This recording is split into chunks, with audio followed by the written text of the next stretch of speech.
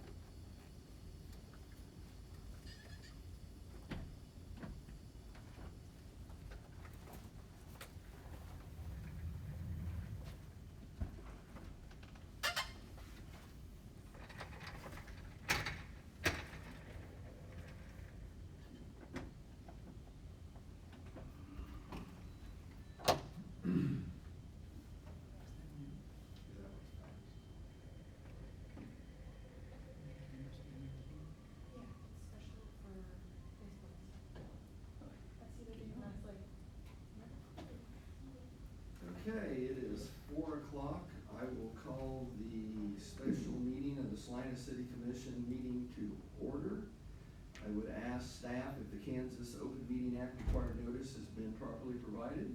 Yes. Thank you. With that, we will do the roll call. Mayor Hoppick, Here. Commissioner Davis, Here. Commissioner Franz, Here. Commissioner Hodges. Here. Commissioner Ryan. Okay.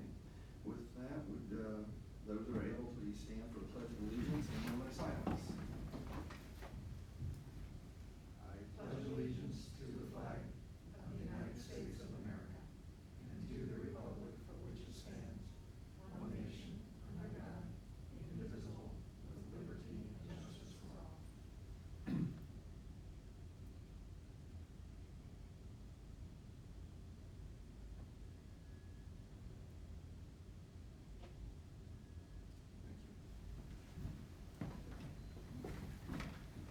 Okay, before we get into the heart of the meeting, I'm going to turn it over to City Manager Mike Scragg to, again, explain how this is gonna work today.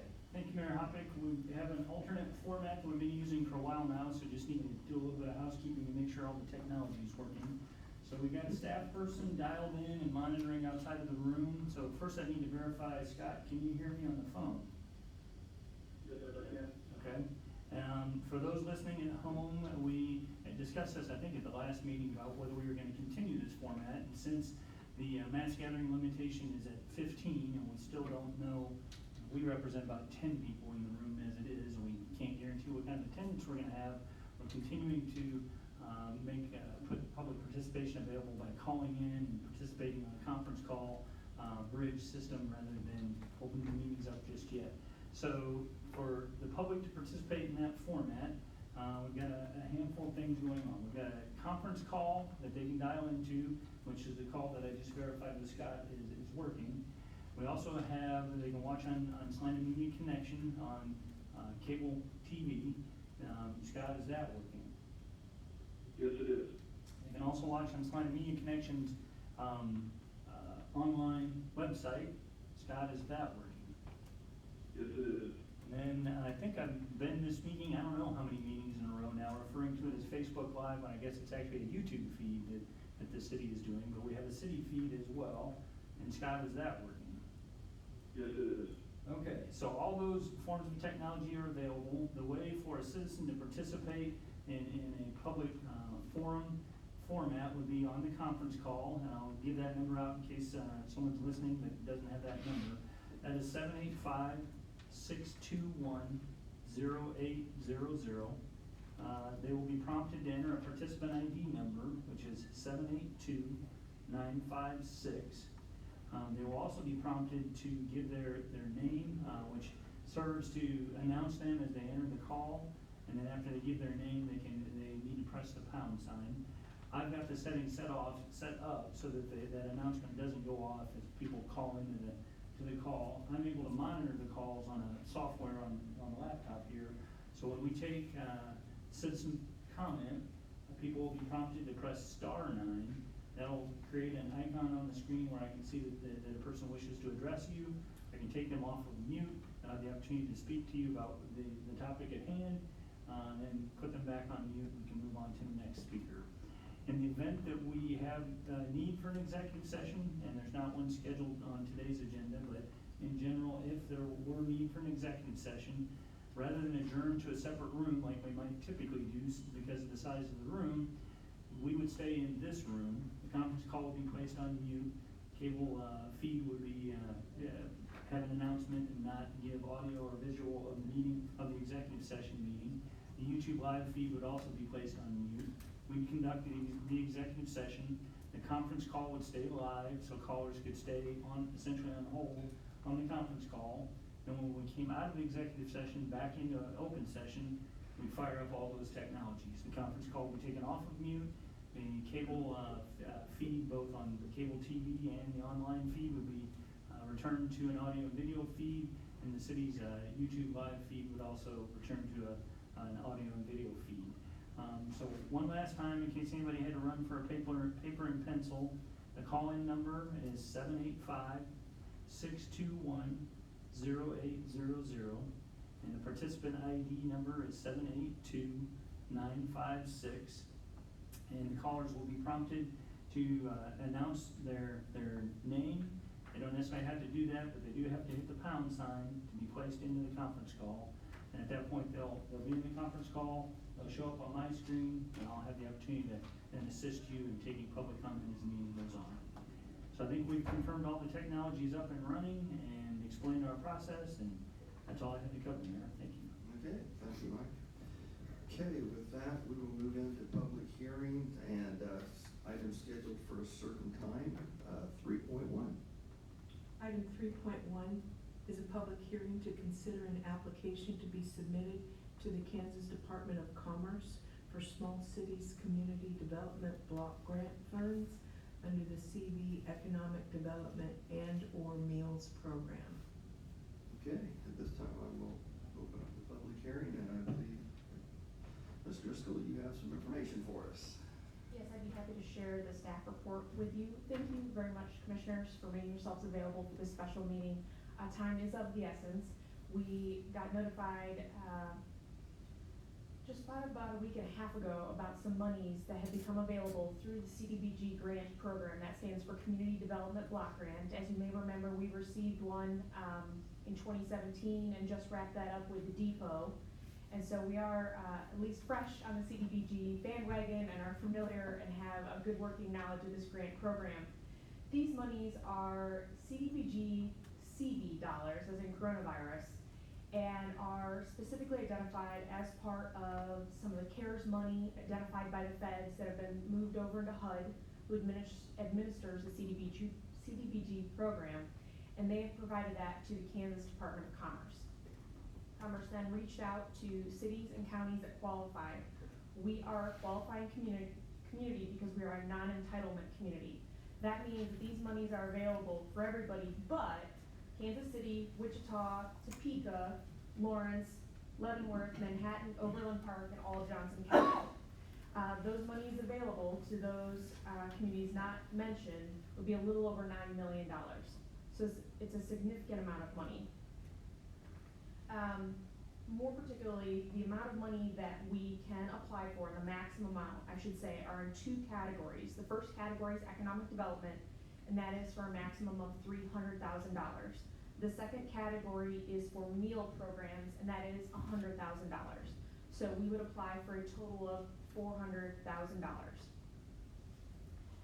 To break down some of the details for you, the city is applying separately from Salina County.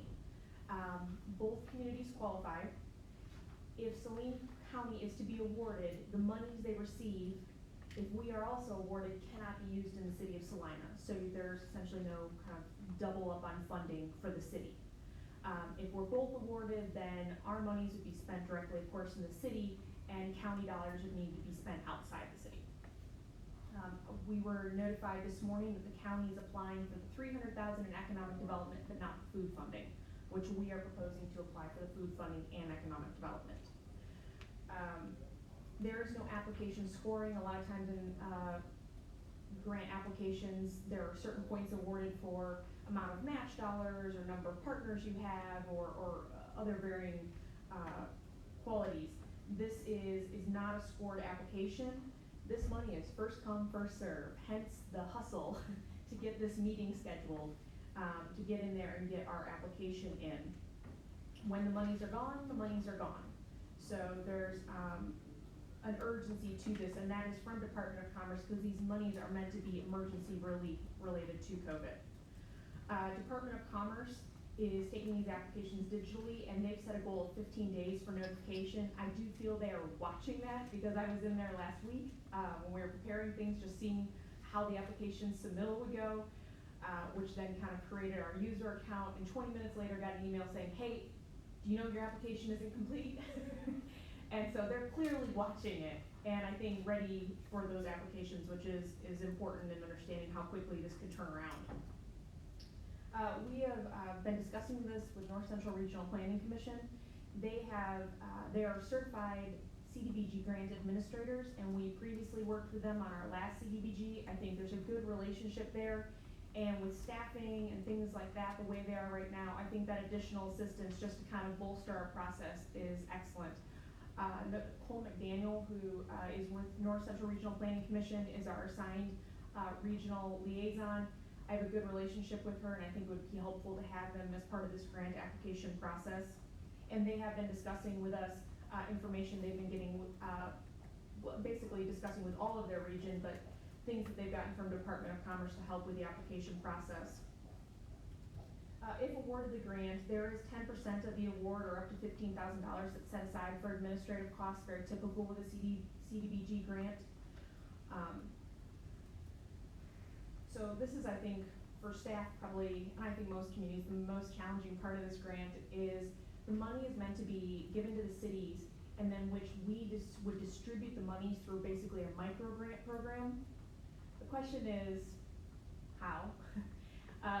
Right now, Department of Commerce has told us that they are working up basically loan applications that we would be able to customize for our community that could help with that processing, getting those out, businesses turning them back in, we review them, approve them, those types of things. There are more than one way to approach that, depending on the amount of money we get, number of businesses that are interested, things like that. It is our staff's recommendation at this point is to apply and get the monies, because we need to get in that line. But between now and hopefully receiving the monies, and when we come back to you for acceptance of the grant funds, and if we were to use North Central Regional Planning Commission as an administrator, we would need to have an administration contract. At that time, we would propose options for you to choose from related to how you would like to essentially dole out the micro grants. Scoring criteria, review style, those types of things. Staff anticipates however the money is divided out, the administration of that we would like to make digital, either through Seamless Docs, or possibly even Llama, of having materials turned in by the businesses, such as their receipts or proof of how they're using those dollars. It's much easier than getting caught in some staff member's email and having some pretty distinct deadlines of submit your stuff here, get your checks issued here, get the money turned around there, start the whole process over again. Having just done this, it can get a little tedious if you got lots of different people turning in things at different times. And I think there's some reasonable expectations that can make that possible for us to administer this grant. Because staff has talked about that internally. You know, we get this money, are we able to get it out successfully, and what kind of, staff energy is needed to help administer this? But we think it's very possible, and the dollars are very much needed. And that leads to the narrative discussion that I've discussed in the staff report, along with eligibility, activities, and award. As I mentioned, there's two categories: economic development and meal programs. I'm going to talk a little bit more about economic development first, because it's got some pretty distinct lines drawn. Of economic development, there's kind of two types based on business size. So you have businesses that are basically less than 5 full-time employees.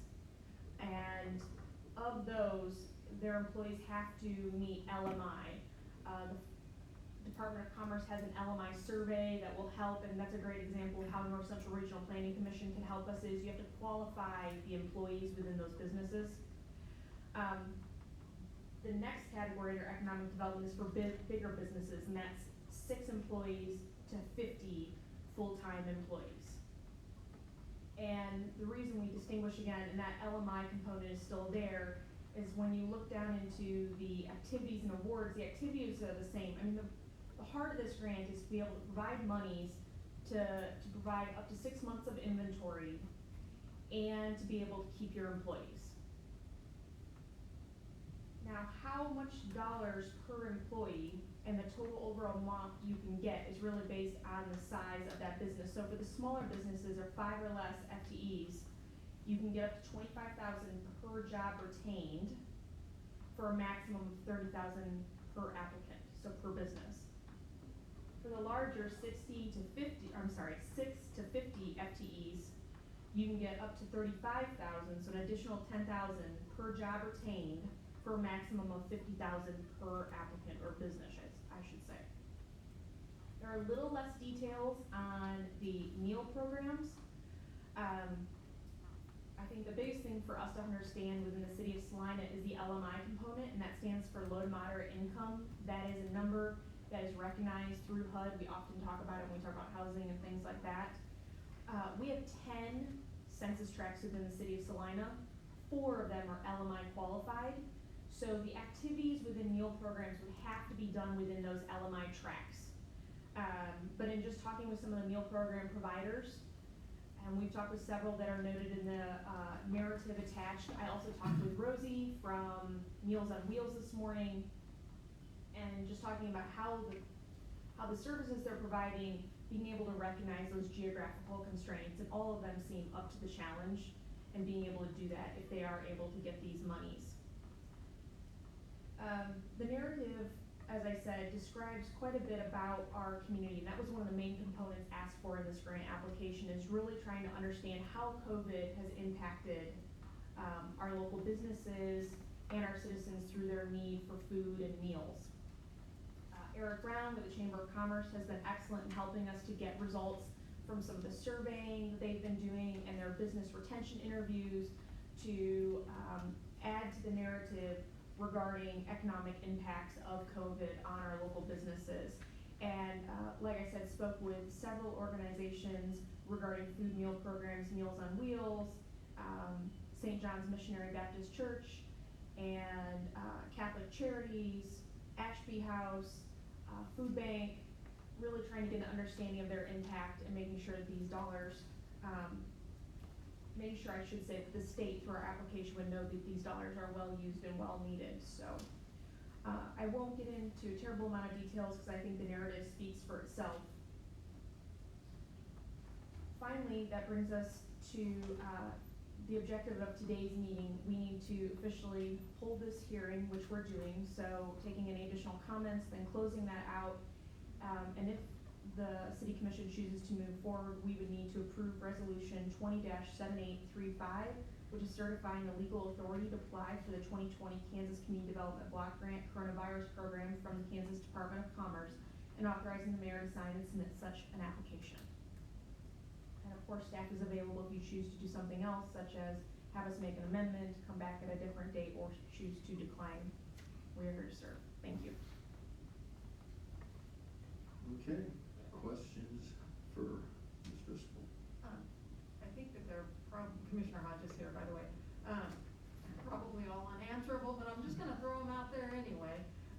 Do you have any sense, Lauren, of how many communities are in the queue ahead of us? Because it sounds like with the public notice, we've gotten this turned around probably as quickly as we could, unless a community doesn't have a local newspaper, and then I don't know how they get around that requirement. But do you have any sense of you know, where we're at in terms of priority?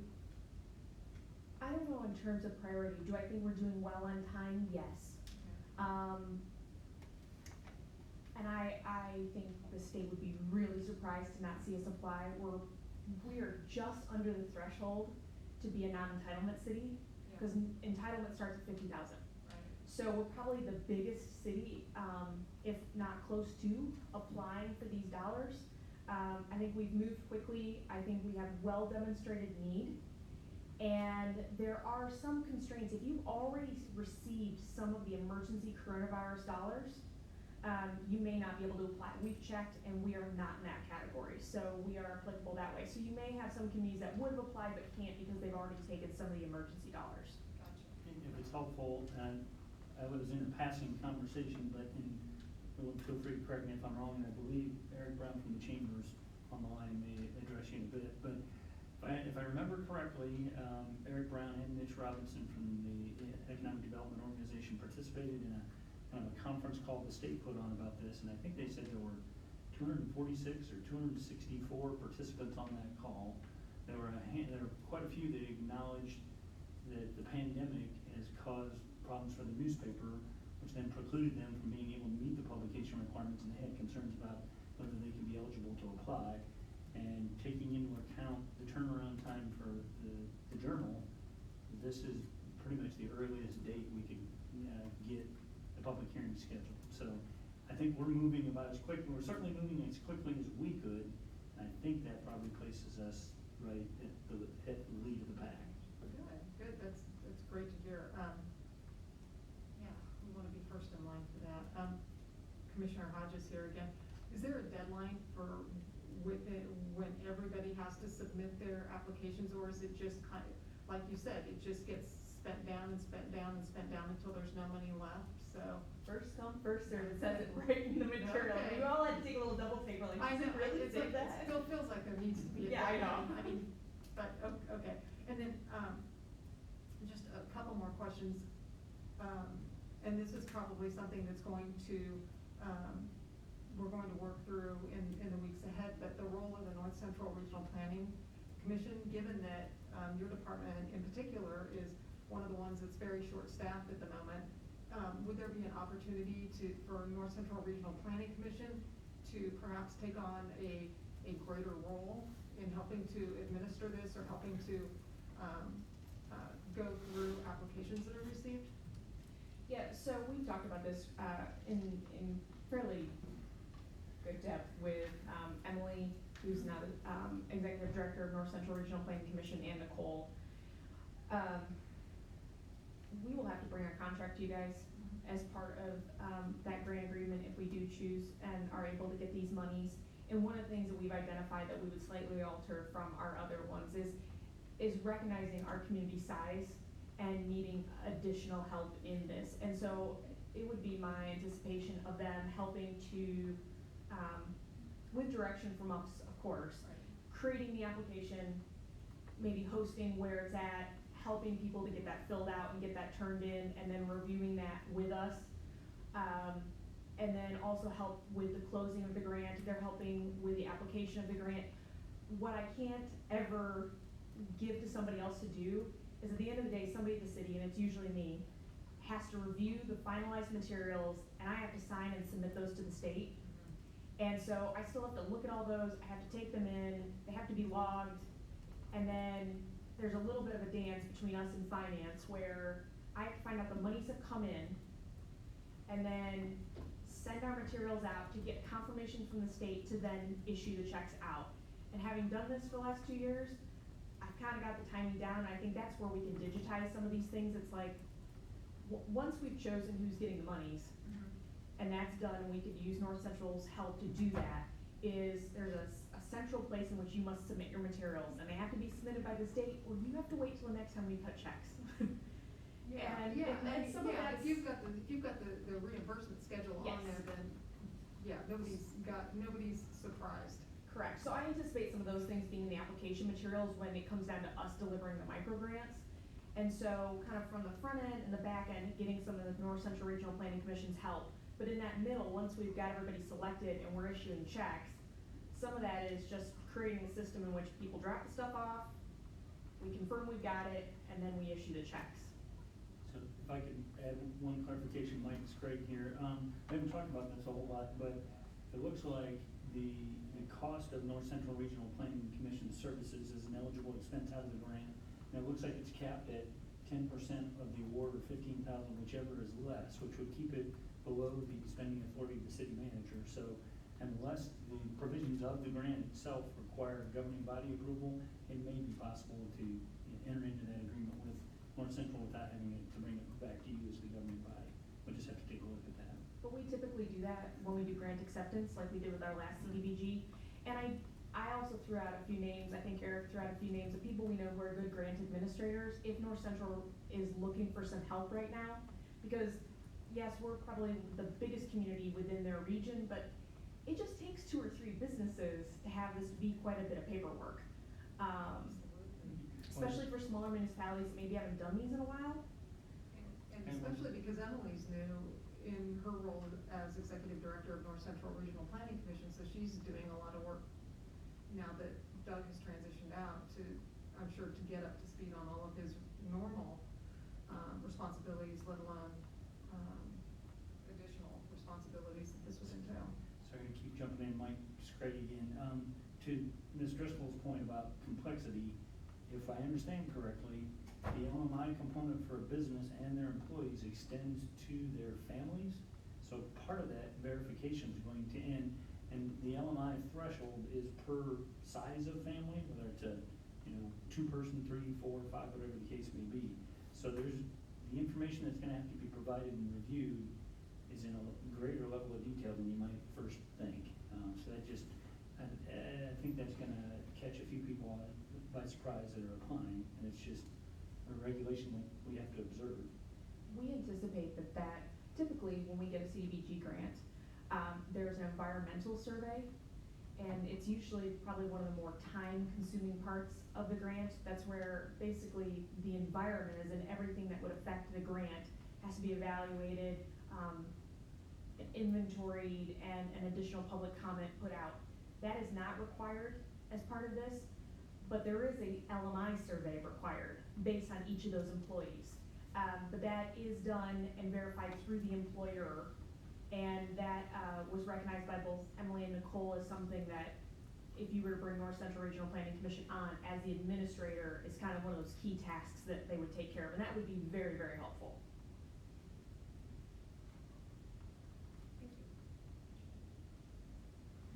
Commissioner Franz, probably more questions that you can't answer, but I would note that the economic development funds are limited to replacement of needed inventory. And that strikes me as a pretty serious limitation depending on the type of business. Obviously, if you're a restaurant, your inventory is spoilable to the extent that you couldn't take actions to preserve it. You may need to spend money to replace that. If you're in a service business or in a kind of business where the inventory is less likely to go away, you've probably got the same inventory that you had when you closed. I don't know, a law firm, for example, or whatever. So I guess the question is, that kind of limits who might be able to participate if inventory is, as I'm interpreting it, to be material held for resale or material that you use in preparing whatever product it is. Has that topic come up in any of the conversations with Commerce as to how that might be handled? Yes, I think you've mentioned 2 types of categories, but there are also those businesses that have been exceptionally taxed during this time that had backup inventory that is also gone. So they're trying to replenish, not necessarily like a spoilage situation, but just so low on inventory that they're looking to get a little bit of catch up on some of that, and buying themselves some time. I think, like in many disaster situations, when dealing with these types of grants for these types of emergency monies, there are things that we're learning kind of every day. I can tell you there are several questions I probably posed last week that warranted several other conversations and phone calls, to the point of, apply, you're qualified, we'll figure it out later. And I don't mean to throw anybody under the bus, but if you've ever worked through disaster stuff, the objective is, and this whole thing is set up like that. I mean, we're no matching funds, no scoring, it's very limited on who qualifies, and basically, we gotta prove we're impacted, we want the money, and that we're able to distribute it and can do good things with the money. The other question is kind of related. Say you're a food service business, and some food service businesses stayed open throughout this period, but you could order by telephone, walk in, or have it delivered to the curb. Reopening becomes a little bit of a problematic definition because they were never truly closed. So if somebody had reduced their business or changed their method of business to that extent, would they still be eligible for these monies? I think when we talk about reopening, we're talking about reopening to the public. And part of these monies is the impact of the stay-at-home orders, in a way shutting down the economy in a certain way. And so generally, as those restrictions are starting to lift, these monies are considered reopening monies. So I think even if you were serving food during a stay-at-home order, you still weren't open for that typical public business. So this would allow you to put things back in check. Yeah, I would certainly hope that's the way it would be interpreted, because obviously those sorts of businesses were doing some business, but it was at probably a greatly reduced level through that period. And I just want to make sure that they would be included, or if they're not included, they have some upfront notice that, you know, sorry, this isn't for you. So I'd be very interested in No, getting and some follow-up on that before we, you know, not before we apply, but certainly at some point before we start administering the funds. And I should mention Brad Anderson with Arts and Humanities has been doing a lot of assisting with our grant applications.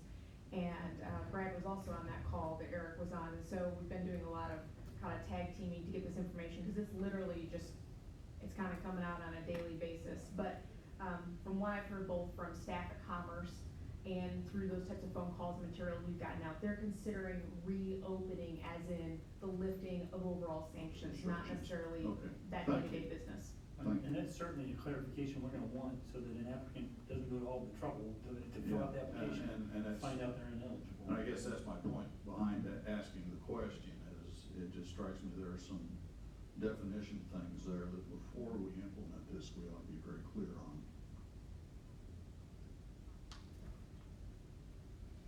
Commissioner Davis, on page 24, the last page of the handout, it's discussing opening the bids. I'm assuming these are bids from local organizations that are requesting funding. There's a requirement that, I guess, either the bid applicants or the public be included in the process, but there has to be the capability for closed captioning, communication.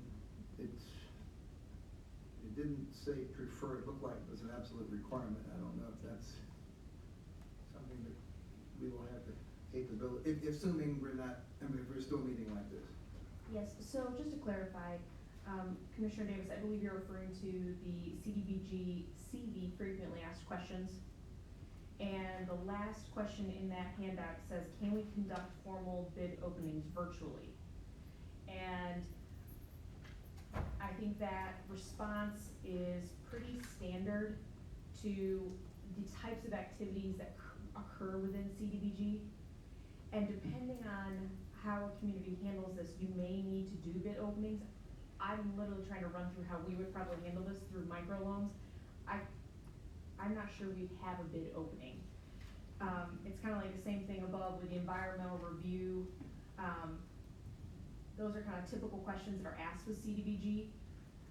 We're not hiring somebody to build housing or anything like that, so I can't imagine we're gonna have a bid opening with this.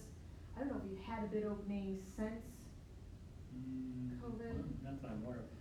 And to build on Ms. Driscoll's point, I think that is question number one. Question number two is probably, do we need to do it virtually, or could we do it in an open meeting format? We're gonna figure out where we're at on mass gatherings and some of those numeric limits. And then if it becomes necessary to do it virtually, Salina Media Connection has, within the week, informed me that they have closed captioning capability. We're still verifying in what format and how that becomes available. So, question number one and question number two lead us to the need for a virtual bid opening and closed captioning. The technology might be there to facilitate that. If I could just follow up that question. Let's just say you receive 100 bids, which would obviously. But we wouldn't get on, there's Yeah. nothing to bid on. Right. No, I'm It's not bidding, 100 but applications. 100 applications, which would, I'm sure I'd strip I that love amount of that money, number. right? Is this a first in, first awardee type of gifting, or are you being us generically gonna score, rate the request, or will it be first come, first served? So maybe to answer this in two parts, one I just wanna clarify is applicants are not bids. So bids we activate when we are hiring somebody on behalf of the city to go and do something for us. We have in the past, we've hired North Central Regional Planning Commission, because it's such a low dollar amount, handle that through a contract when you approve the grant. But we wouldn't be hiring anybody else to do anything. We have these monies in which we need to distribute. It's kind of like the ESG grant, that emergency services grant, where we have money from the state. We would say, we would kind of make a call out to applicants who would then fill out applications based on the criteria we sent. And that's kind of where I start to answer the second part of that question is, how would we do that? What would they do? Who would get it?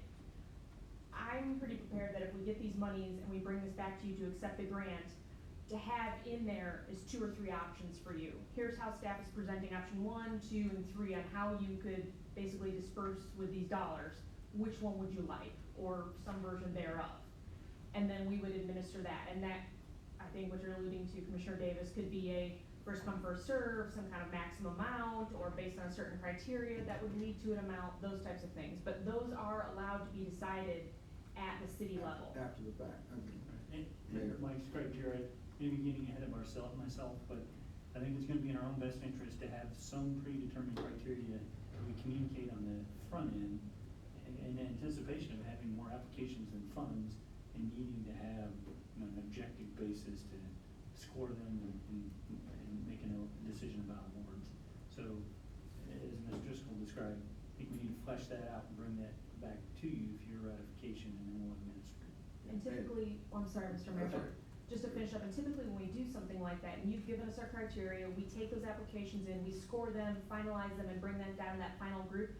I think what would be the most appropriate thing is to bring that back in front of the body and have you bless that as that group. Saying, yep, this is our grant, these are our micro grants, go forward and administer from there, and I think that would make the most sense. If I may, Brad Anderson's on the line and has virtually raised his hand. I think he might have a point to add. Brad, I've unmuted you. Did you want to add to this conversation?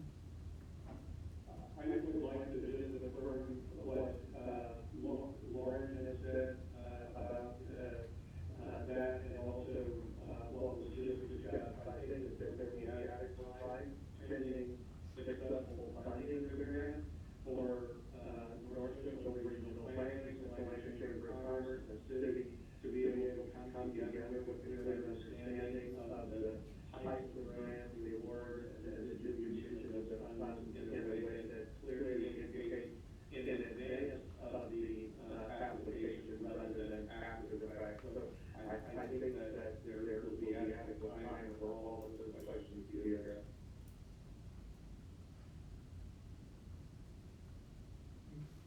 Mayor, I'll be here. And I guess my question partially is a question, partially a comment, but these are emergency funds, so we hope to get them out in a timely manner. So I guess when you're looking at this, I would think there would be a time frame that we'd want applications, you know, submitted, so that they can be reviewed. Also, is there a timing or as far as how long we have these funds to be dispersed out? I mean, do they have to be dispersed within 60, 90 days of receiving them, or be turned back in or anything? I didn't see anything on that. The state hasn't given that number. What I'm understanding would happen, I'm kind of relating it to our other CDBG experience, is essentially an amount is bestowed upon us. That's not just automatically handed over to us and put in our bank account.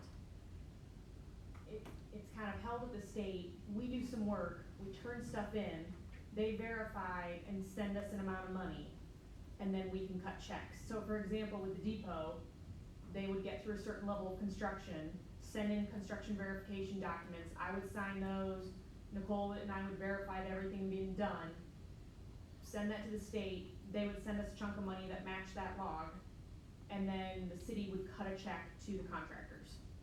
So not all businesses being created equal. There'll be some that will be before others and getting submitted. So basically, if we had some that we felt were worthy, we could submit X number of dollars, then we could submit another request 2 weeks later or whatever.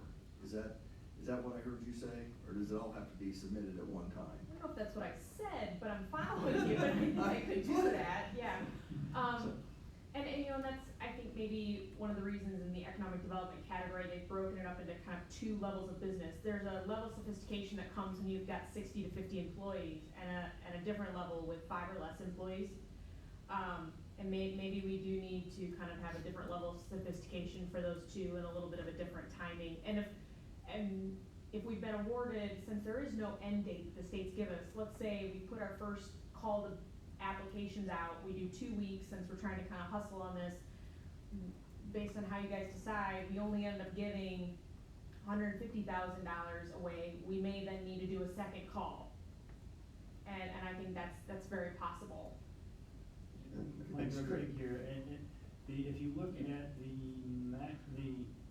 grant award amounts that the guidance contemplates, of, let's just say essentially 30,000 per applicant, that's 10 awards, for the $300,000 maximum grant award that we might receive. I don't know if 30,000 is the right number, but just to give you a sense of kind of the number that we might be able to award. But they have to have the LMI employees. Yep. So, and I think that's a little bit of the balance there. You may have to, Mayor Hoppinger, you may have to work with businesses to figure out if they fall within that category. Another question I had is, was gonna be, is the county applying, which you said yes. The 300,000 for economic development, that's 300 for city, 300 for county. It's not 300 total that gets dispersed between the two of us, is that correct? That is correct. So 300 for the county to spend in the county, but not in the city of Salina if we are awarded. Right. If we weren't awarded, they could spend some of those dollars in the city of Salina, but if we are equally awarded, that is 300 to be spent in the city of Salina, and 300 by the county to be spent in the rest of the county. Okay. And I'm speculating, this is Mike's Craig again, I'm speculating a little bit, but that's not to say that the state doesn't have discretion to say, and we think the right number, combined right number for Saline County is X, and we're gonna split it. I don't know that it's an all or nothing award of 300 to both entities. They could apply some discretion. Mayor Hoppinger, following Ms. Driscoll's comment about us being the largest city and probably largest county, I would think when they throw those numbers out there, we would perhaps qualify for as much of that as possible. But I'm optimistic about an award. They may look at it collectively or in some combined fashion. Commissioner Davis, two other short questions. Are these monies grants such as to buy inventory, or are they reimbursements once the owner has spent the money to replenish their inventory? They are reimbursements, but in typically municipal world, a grant means you don't have to pay it back. Like, these aren't loans, these Right. are true grants, They're but you're permanent. gonna have to spend some of that money up front to get that. Or I think, this is the kind of level of detail we just don't have because it's such a new grant, but there was some discussion about, for instance, purchasing inventory that's quite a ways off, of being able to purchase that on credit, submit that, and still be able to get it. I'm gonna. Well, that's the question. I mean, if a small business owner, just use a restaurant for an example, needs to buy $5,000 worth of food, but they don't have $5,000 to buy and get reimbursed, would this program be of any value to them? I guess I can't answer that question quite yet, because I think we're trying to get through some of those details.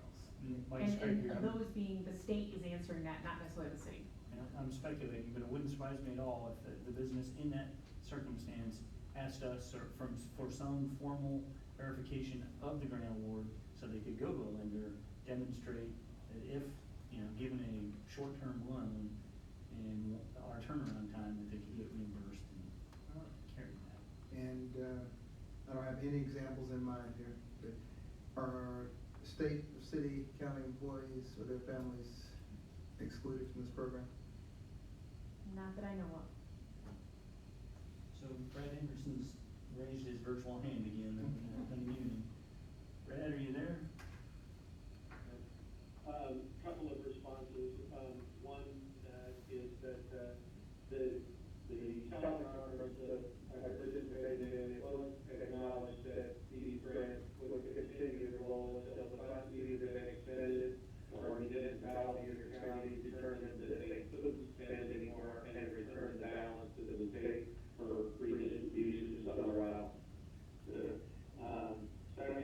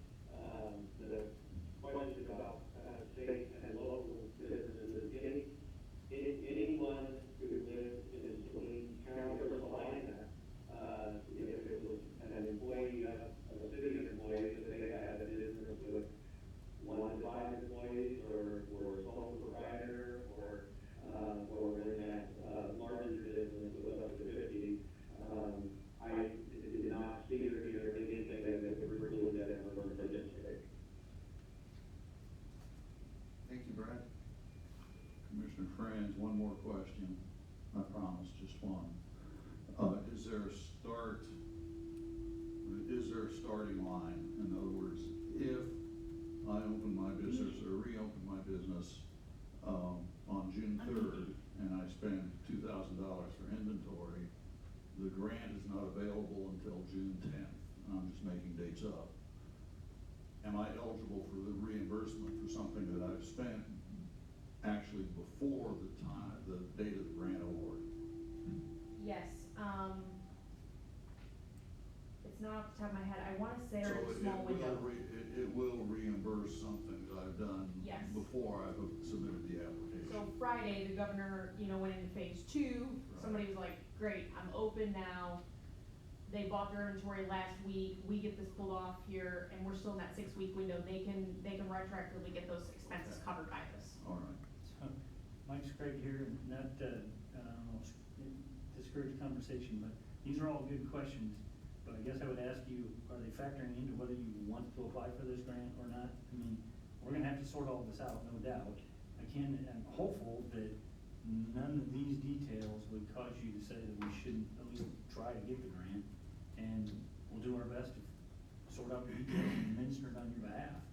If we need to go to this level of detail for your approval to proceed, I understand, but if Mayor it's. Hoppinger, I think it was more just informational, just trying to figure out how this is Sure. actually gonna work. I'm just glad I'm not the one that has to do it. I mean, I understand, I mean, Sorry. it's just human nature, but, Yeah. it's $400,000 for our community, we think we have to try and do what we can within the rules that they give us. This is public hearing. Do we have anyone else on the line that would like to comment? Right, if there's any callers that wish to address the city commission, please press *9.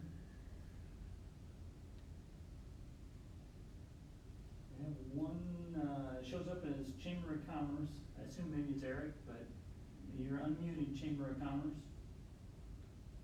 Thank you, Mike. You made a correct assumption, and I did just wanna to call in and, say thank you to the commissioners and to all of the city that worked on getting this in front of the city commission, tonight and getting together. Much like Mike just said, I think this is an opportunity that, we don't wanna to pass up, and as you can see in the narrative, there is a lot of businesses that cross the line, threshold, probably a lot in the travel and tourism side, and also some of the restaurants, hoteliers. So we know the need is there, and you all have heard from the hoteliers, in addition, the need is definitely there. So I just wanted to say thank you for doing that, and, appreciate you, voting for this and giving us an opportunity to put these dollars to work in our community. Thank you. Thank you, Eric. Anyone else? I don't see anyone else, the usual suspects. If there's nothing else, I will close the public hearing and move us into 3.1A. 3.1A, resolution number 207835, certifying legal authority to apply for the 2020 Kansas Community Development Block Grant Coronavirus Program from the Kansas Department of Commerce, and authorizing the mayor to sign and submit such an application. Fiscal, do you have anything to add? I think we've already covered it. So You got everything. I think we've got everything you have to get. Okay, any other discussion or comments from the commission? If not, I would accept a motion. Mayor Hoppick, Commissioner Hodges here. I would move that we approve resolution number 20-7835, certifying legal authority to apply for the 2020 Kansas Community Development Block Grant Coronavirus Program from the Kansas Department of Commerce, and authorize you as the mayor to sign and submit such an application. Commissioner Davis, second. Mayor Hoppick here. We have a motion and a second to approve resolution number 20-7835. All those in favor? Aye. Opposed? That passes 4-0. With that brings to conclusion what we had for our accept a motion for an adjournment. So moved, we adjourn. Commissioner Hodges, second. Have a motion second to adjourn, all in favor? Aye. Opposed? That also passes 4-0. We will see everyone back here next Monday. Thank you, Ms. Driscoll, for your work.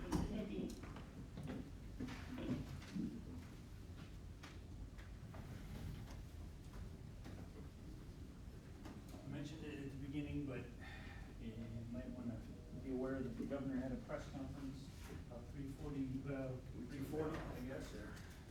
Things are changing as it relates to, I see a green light, so I'll let him know. so, you might just wanna be sure to watch the news tonight, find out more. So, an ever-changing. I think they're gonna let her announce that the Chiefs are opening training camp. Mayor Hoffman, Deputy Clerk has just 3 or 4, along with the resolution, yes, all those, Because once those are done, then we'll scan them, and the application, I'll probably get it submitted tomorrow, so. I'm just curious, you all- Bye-bye.